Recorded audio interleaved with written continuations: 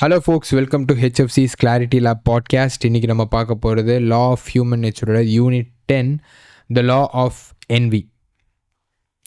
So envy அப்படின்னா என்ன அப்படின்னு பார்த்தா, ஒரு பொறாமை. என்னடா இவனுக்கெலாம் இதெல்லாம் கிடச்சிருச்சு, என்னடா இவளுக்கெலாம் இதெல்லாம் இருக்குது, எனக்கு இல்லையே அப்படிங்கிற ஒரு சிம்பிளான ஒரு எமோஷன் தான் envy. It's a small emotion, but it's a dangerous one. It's a bitter emotion to carry within our self. But I have envy, you have envy. Even though எனக்குலாம் அதெல்லாம் கிடையாதுப்பான்னு என்ன தான் நம்மளை டினை பண்ணாலும், we have envy. It also is a part of an emotion. It's an emotion that makes us human. But நம்ம எப்படி பார்க்கலான்னா, ஒரு குறிப்பிட்ட ஏஜில் விஸ்டம் டூத் முளைக்குதில்ல, அதே மாதிரி ஒரு குறிப்பிட்ட ஏஜ் வரும்போது, இல்லை குறிப்பிட்ட level of consciousness and wisdom வரும்போது என்வியை நம்மளால் அப்படியே முற்றிலும் திறக்க முடியாது. மேபி அதெல்லாம் ரொம்ப மிகப்பெரிய மகான், ரொம்ப விஸ்டம் அண்ட் வேறு லெவல் ஆஃப் கான்ஷியஸ்னஸ் வேணும். பட் ஒரு ஸ்டேஜ் வரும், அந்த டைமில் என்வியை வந்துட்டு நான் கன்ஸ்ட்ரக்டிவாக இது ஒரு டூல் இருக்குது, கரெக்டு தான், எனக்கு என்வி இருக்குதில்ல, நான் வந்துட்டு அது ஆக்செப்ட் பண்ணிவிட்டு நான் ஒரு ஹேட்ரடையோ ஒரு ஜெலசியையோ நான் வெளியில் காட்டாமல் அது ஒரு கன்ஸ்ட்ரக்டிவ் டூலாக யூஸ் பண்ணிவிட்டு, ஒரு அட்மைரேஷனாக இருக்கட்டும், நான் இம்ப்ரவைஸ் பண்ணிக்கிறேன் அப்படிங்கிற மாதிரி ஒரு வேரியபிளாக யூஸ் பண்ணுறத நம்மளால் அச்சீவ் பண்ண முடியும்னு நான் நம்புகிறேன். அது என்னாலேயும் முடியும், உங்களாலேயும் முடியும், நம்மளாலேயும் முடியும்.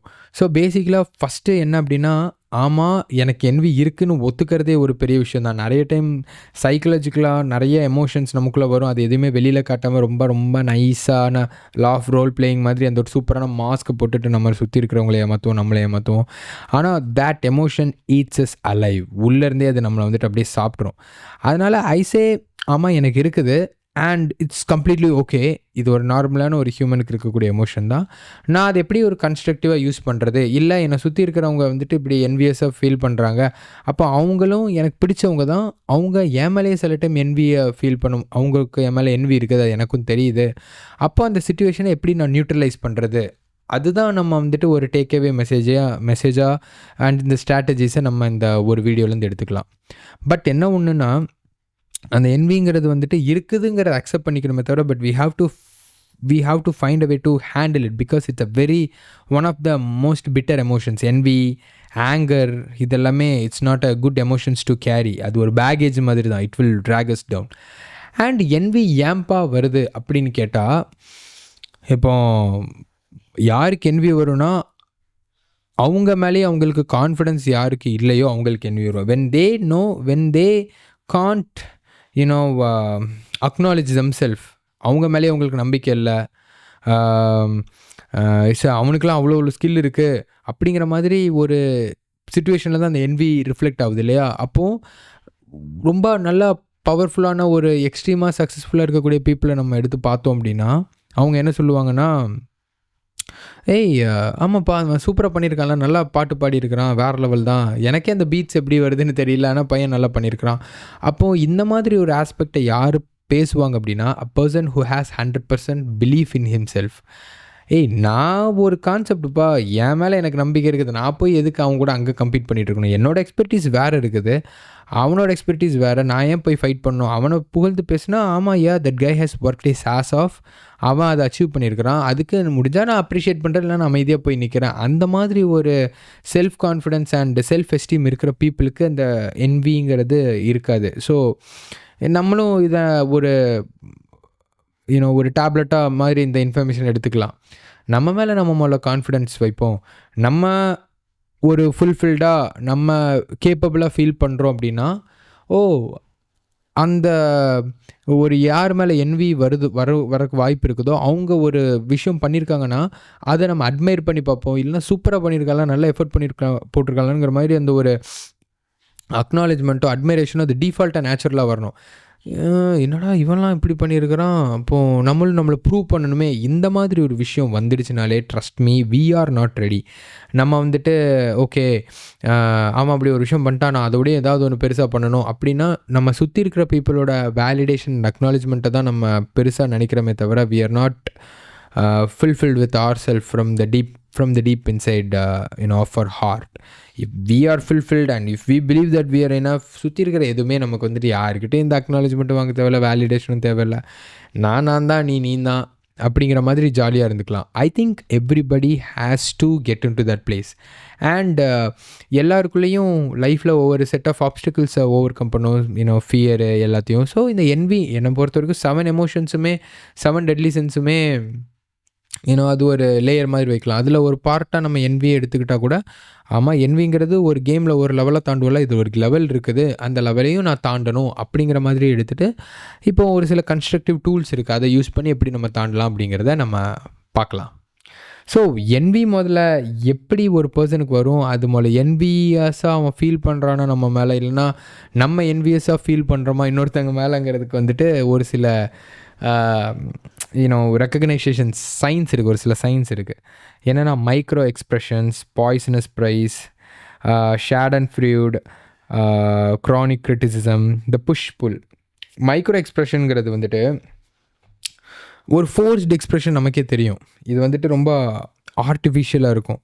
ஒருத்தர் சக்ஸஸ்ஃபுல்லாக இருப்பான், அப்படியே கேமராவில் அப்படியே சில டைம் அந்த ரியாலிட்டி ஷோஸாக இருக்கட்டும், இந்த ஒரு சில ஆஸ்கர் அவார்ட்ஸ் இந்த மாதிரிலாம் ஏதாவது அவார்ட்ஸ்லாம் கொடுக்குறப்போ அப்படியே அப்படின்னு அந்த ரைவல்ஸ்குள்ளே காண்டு இருக்கும். ஆனால் பக்கத்தில் camera yeah that's a wonderful feat, I really feel happy for him, இந்த மாதிரி ஒரு விஷயத்தை பண்ணுவாங்க. ஒரு ஃபோர்ஸ்டு எக்ஸ்ப்ரெஷன்ஸ் இருக்கும். அண்ட் அந்த ஒரு ஃப்ரேம் ஆஃப் செகண்டில் எப்பட்றா அப்படிங்கிற மாதிரி அந்த மைக்ரோ எக்ஸ்ப்ரெஷன்ஸ் வந்துட்டு கண்டிப்பாக தெரியும். அது வந்துட்டு ஜென்யூனாச்சா வேறு லெவல்ரா சூப்பராக பண்ணியிருக்காங்கிற மாதிரி இல்லாமல் ஒரு செகண்ட்ஸ் இருக்குது, எப்பட்றா அவனுக்கு இப்படி கிடச்சின்னு கிடச்சி அதுக்கப்புறம் ஓகே கரெக்டு சூப்பர் அப்படிங்கிற மாதிரி ஒரு சினாரியோ மூலமாக என்வியஸாக இருக்கிறத நம்மளால் டிடெக்ட் பண்ண முடியும். அண்ட் பாய்சனஸ் ப்ரைஸ், ஒரு ஃப்ரெண்டு 2 ஃப்ரெண்டு க்ளோஸாக இருக்கிறாங்க. ஒரு ஃப்ரெண்டு மேபி ஸ்கூலில் டாப்பராக வந்துட்டு, இன்னொரு ஃப்ரெண்டு வந்துட்டு அந்த டாப்பராக அவனும் நல்லா படிக்கக்கூடிய பையன். இப்போ நீங்கள் பார்த்தீங்கன்னா ஒரு டாப்பர் ஒன்றும் படிப்பில் இன்ட்ரெஸ்ட் இல்லாமல் இருக்கிறவங்க அவங்களுக்குள்ளெல்லாம் கிளாஷ் வராது. 2 டாப்பர் இருக்கிறாங்க, ஒரே கிரேடில் இருக்கிறாங்க, ஈக்குவலாக இருக்கிறாங்க அப்படின்னா இந்த சொசைட்டியில் அவங்க யாருக்கு மேலே யாருக்கு கீழே அப்படிங்கிற மாதிரி ஒரு சிச்சுவேஷனில் இருக்கிறவங்களுக்கு தான் அந்த என்வி ஜெலசி எல்லாமே காமனாக இருக்கும். ஸோ அந்த பர்சன் ஏ பர்சன் பி இருக்கிறான், பர்சன் ஏ வந்துட்டு டாப்பர் ஆகிட்டு ஃபஸ்ட்டு மார்க் வாங்கிட்டான்னா பர்சன் பி வந்துட்டு ஹாப்பி சூப்பர்டா அப்படி இப்படின்னு சொன்னாலும் என்னடா பண்ணியிருப்பான் அவன், என்னடா டெய்லியும் படிக்கலன்னு சொல்லிட்டு வீட்டில் நல்லா என்ஜாய்மெண்ட் போட்டு நல்லா ஹார்ட் ஒர்க் பண்ணுறியா படிக்கிறியா, அந்த மாதிரி ஒரு சில கிரிட்டிசிசம் இல்லை, அப்படியே புகழ்கிற மாதிரி புகழ்ந்துட்டு படிக்கலன்னு சொல்லிட்டு இவ்வளோ பண்ணிட்டு பார்த்தியா அப்படிங்கிற மாதிரி ஒரு ப்ரைஸ் பண்ணுற மாதிரி பண்ணிவிட்டு திரும்பி அந்த புகழ்வது போல பழிப்பது போல புகழ்வது மஞ்சள் புகழ்ச்சி அணிங்கிற மாதிரி அதில் ஒரு ப்ரைஸ் இருந்தாலும் அதில் ஏதாவது ஒரு ஹூக் இருக்கும். அது அவங்க மனசார சொல்லியிருக்க மாட்டாங்க. ஏன்னா ஒரு பர்சன் நமக்கு ஒரு வெல்விஷராக நமக்கு மனசார ஒரு விஷயம் சொல்கிறதுக்கும் ஒருத்தங்க அப்படியே கடமைக்கு சொல்கிறதுக்கு வித்தியாசம் இருக்குல்ல, அந்த மாதிரி. அண்ட் ஷேடன் ஃப்ரூட் அப்படின்னா இன்னொருத்தங்களுக்கு ஒரு மிஸ்ஃபார்ச்சூன் வருது, ஒரு பக்கத்தில் அவங்க ஏதோ லைஃப்பில் ஒரு ஸ்ட்ரகிளை ஃபேஸ் பண்ணுறாங்கன்னா அந்த இன்னொருத்தங்களோட வழியில் குளிர்காயிருதுங்கிற மாதிரி அப்படி ஒரு ஹாப்பினஸ் இருக்கும். தேவைதான்டா உனக்கு அப்படிங்கிற மாதிரி என்ன ஆட்டம் ஆடினேன். இதெல்லாம் பார்க்க முடியும் யாருக்கிட்டனா ஒரு எமோஷ்னலி இன்டெலிஜென்ட்டாக இல்லாமல், ஒரு ப்ராடான மைண்ட் செட் இல்லாமல், ரொம்ப ஃபிக்ஸ்டு மைண்ட் செட்டாக இருக்கிற பீப்புளுக்கு இதில் இவ்வளோ ஆடுனா பாரு எனக்கு தெரியும் அவன் இப்போயே மாட்டான் அப்படின்ன மாதிரி அந்த மைண்ட் செட்டில் இருக்கிற பீப்புளுக்கு இது ரொம்ப காமனாக இருக்கும்.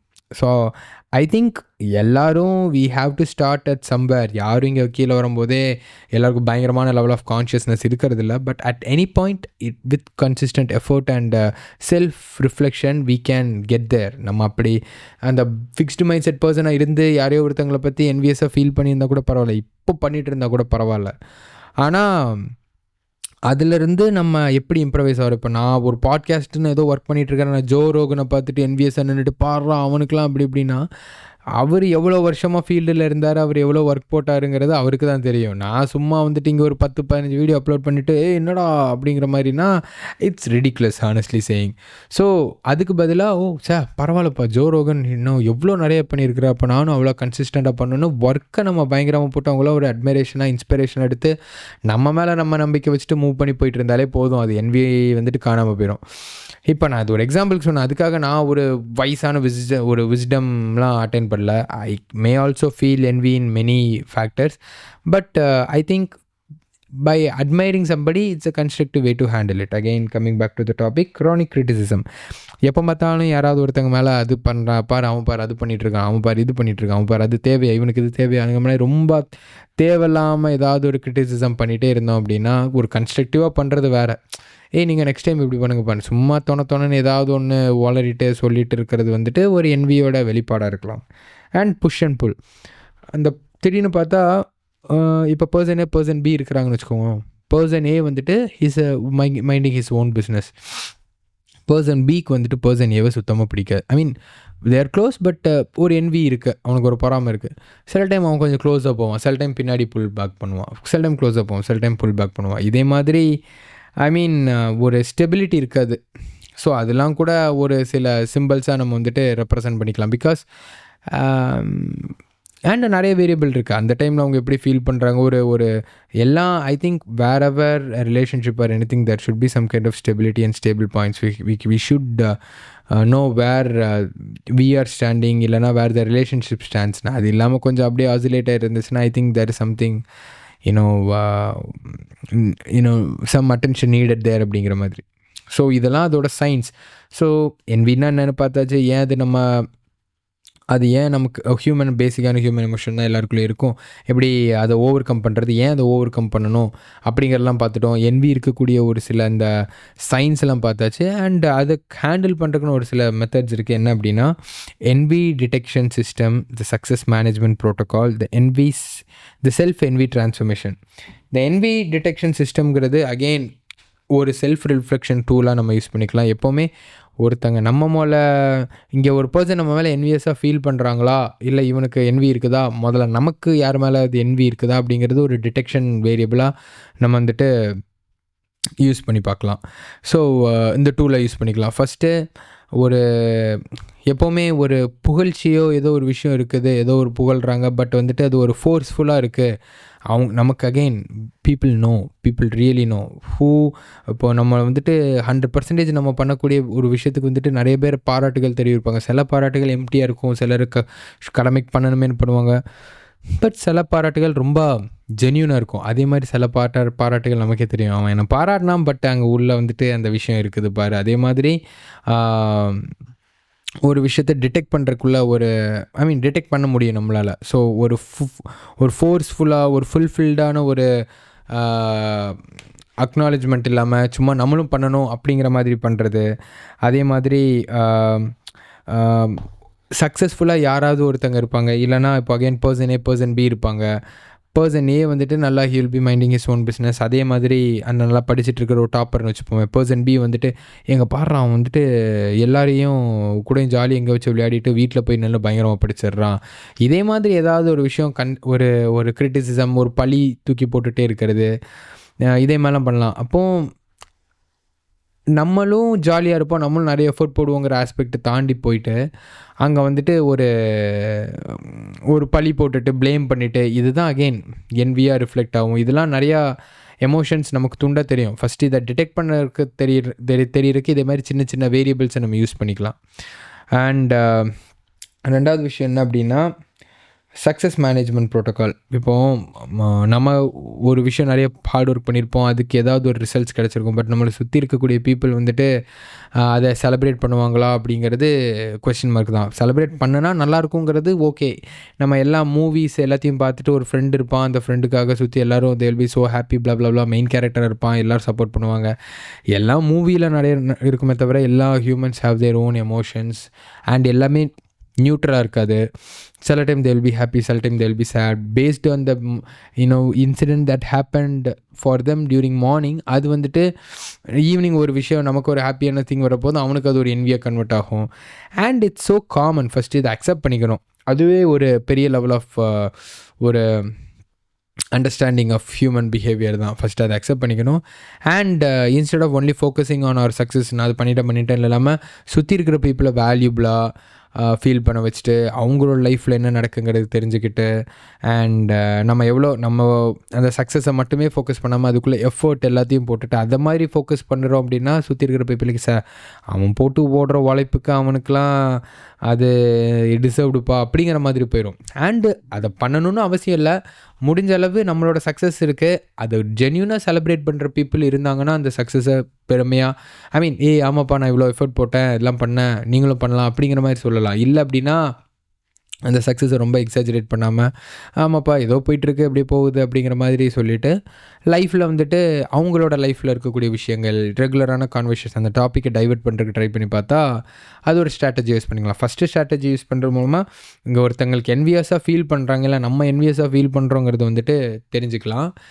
அண்ட் செகண்ட் ஸ்ட்ராட்டஜி அகைன் இங்கே ஒரு என்வி இருக்குது, அது ஒரு ரேடார் மாதிரி, எங்கே பாரு அவன் என்வியஸாக ஃபீல் பண்ணுறான், ஆனால் அதை தெரிஞ்சு ஒரு ப்ரோஜனமும் கிடையாது. அட் தி எண்டில் we should not care whether somebody is feeling jealous of us அல்ல, but what if the person we like feel envious, feel jealous of us அப்படின்னா maybe to neutralize the situation we can use it as a tool to get to know that okay something is wrong over there, and second strategy use பண்ணி we can neutralize that. And third strategy என்னன்னா self envy transformation. ஒரு பயங்கரமாக இப்போ ஒரு ஃபீல்டில் நம்ம இருக்கிறோம், அந்த ஃபீல்டில் யாரோ இன்னொருத்தன் பயங்கரமாக ஒரு பெரிய அச்சீவ்மெண்ட் பண்ணுறான் அப்படின்னா, இப்போ நான் ஒரு ஃபிட்னஸ் ஆண்டர்ப்ரனராக இருக்கேன், if somebody is doing good அப்படின்னா அவன்லாம் பாரு இவனுக்கெல்லாம் இதெல்லாம் ஹீ இஸ் அன்டிசர்விங் ப்ளா அப்படின்னு சொல்லிட்டு ஏதோ வளரிட்டு இல்லாமல் சூப்பர்ப்பா அப்போ நம்ம இருக்கிற ஃபீல்டில் இந்த லெவலுக்கும் பண்ண முடியுமா அப்படிங்கிற மாதிரி யோசித்து, அண்ட் ஃபஸ்ட்டு எனக்கு வந்துட்டு எப்பட்றா அவனுக்கெல்லாம் இது அமையுது அப்படிங்கிற மாதிரி ஒரு எமோஷன் வந்தாலே ஓகே இங்கே வந்துட்டு சைத்தான் உள்ளே புகுந்துட்டான், இங்கே சம்பவம் நடந்துட்டு இருக்குதுங்கிற அவேர்னஸ் ஒரு அக்னாலஜ்மெண்ட் க்ரியேட் பண்ணிவிட்டு, அண்ட் அது எப்படின்னா கரெக்டு அவன் போயிட்டான், அப்போ நம்மளாலையும் போக முடியும், அங்கே ஒரு பாதை இருக்குது, அவன் போய் காட்டியிருக்கிறான், மேபி நம்ம அந்த பாதையில் எப்படி அவர் போனாருங்கிறது தெரிஞ்சுக்கலாம், இல்லை அடுத்து நம்மளும் நமக்குன்னு ஒரு ஓன் பாதையை க்ரியேட் பண்ணுவோம், நம்ம இன்னும் நிறைய எஃபர்ட் போடுவோம். அங்கே அந்த பர்சன் இவ்வளோ எஃபர்ட் போட்டிருப்பான், இப்போ அகெயின் ஒரு பாட்காஸ்ட்டுக்கு அந்த பாட்காஸ்ட்டில் பல மில்லியன் வியூஸ் இருக்குது, பல number of hundreds of million views இருக்குது அப்படின்னா there would be a part of that person ஒரு விஷயம் ஸ்டார்ட் பண்ணுறப்போ nobody would have seen him, nobody would have noticed him, அங்கே யாரோ ஒருத்தன் எட்டனதர் கைங்கிற மாதிரி இருந்திருப்பாங்க. பட் அவங்களோட கன்சிஸ்டன்சி அண்ட் ஹார்ட் ஒர்க் வந்துட்டு டிட்டர்மினேஷன் இதெல்லாம் அவங்கள கொண்டு போயிருக்கோம். ஸோ ஐ திங்க் அவங்கள நினச்சி அந்த இடத்துக்கு போயிட்டான் அவனெல்லாம் போகலாமா, ஐ எம் மோர் டிசர்விங்கிற மாதிரி ஒரு வன்மம் இருக்கிறதுக்கு பதிலாக at then he put the work, நம்மளால் ஒர்க் போட்டால் அவங்களால அந்த இடத்துக்கு போக முடியுங்கிறதுக்கு அவர் ஒரு ப்ரூஃபாக இருக்கிறாருங்கிற மாதிரி நம்ம பார்த்து அந்த மாதிரி ஒரு ட்ரான்ஸ்ஃபர்மேட்டிவ் மைண்ட் செட்டை கொண்டு வந்தோன்னா I think everything will fall into places and everybody will be happy. So I guess work என்விரான்மெண்ட்லேயும் சரி, ஃபேமிலிலையும் சரி, ஃப்ரெண்ட்ஷிப் சர்க்கிள் எதுலையுமே என்வி இருக்கிறது காமன் தான். அண்ணடா அவனுக்குலாம் ஒரு ரொம்ப பொறாமை பிடிச்சவன் அந்த மாதிரி சொல்லி ஜட்ஜ் பண்ணுறதோடையே அது வெளியில் தெரியுது, நமக்குள்ளே இருக்கிற விஷயம் வெளியில் தெரியல, அவ்வளோதான். ஸோ அதை ஜட்ஜ் பண்ணுறதோடையே எந்த என்வி எப்படி நம்ம ஹேண்டில் பண்ணலாம், நமக்குள்ளேருந்து இருக்கக்கூடிய என்வி எப்படி ஹேண்டில் பண்ணி அதோட இன்ஸ்பிரேஷனை மாற்றலாம், நமக்கு சுற்றி இருக்கக்கூடியவங்களோட என்வி எப்படி ஹேண்டில் பண்ணி ஒரு ஸ்டேபிளான என்விரான்மெண்ட்டை க்ரியேட் பண்ணலாங்கிற வீடியோ இன்ஃபர்மேஷன் நம்ம இப்போ பார்த்துருக்குறோம். And I hope that everybody who watches the video till now is aware, should have an awareness that that person also has that envy. நம்ம பார்க்குற நமக்கும் envy இருக்குங்கிறது தெரிஞ்சுக்கணும். அண்ட் அது தெரிஞ்சுக்கிறதும் அக்செப்ட் பண்ணிக்கிறதும் ஒன்றும் தப்பு கிடையாது, அது குற்றம் கிடையாது. அதை உணர்றதே ஒரு லெவல் ஆஃப் கான்ஷியஸ்னஸ் தான், ஒரு தெளிவு இருந்தால் தான் அதை நம்ம அக்செப்ட் பண்ணிக்க முடியும். அண்ட் அதை ஒரு கன்ஸ்ட்ரக்டிவ் டூலாக யூஸ் பண்ணி எப்படி மேலே ஏறலாம் அப்படிங்கிறத பார்க்குறக்கு நம்ம ட்ரை பண்ணி பார்க்கலாம். அது ஒரு சுமந்துட்டு இல்லை அந்த ஈகோ இந்த என்வி இதெல்லாம் சுமந்துட்டு இருந்தால் அதெல்லாம் நம்மளால ஜாலியாக ஒரு இடத்துல வாக் பண்ண முடியுங்கிறப்போ எதுக்கு பின்னாடி முதுகில் 150 கிலோ அப்படியே முதுகில் சுமந்துட்டே நடந்துட்டு இருக்கணும் அப்படியே குனிஞ்சிட்டு. So be happy and spread positivity. In case envy இருந்தாலும் பரவாயில்ல, அண்ட் அது இருந்தாலும் இன்றைக்கி ஒரு விஷயத்தில் ஓவர் கம் பண்ணால் நாளைக்கு வரும், நாளான்னைக்கு வரும். learn to handle it. நம்ம வந்துட்டு அதை we will learn to handle it and use it as a constructive tool to move forward in life and inspire people around us. Stay strong.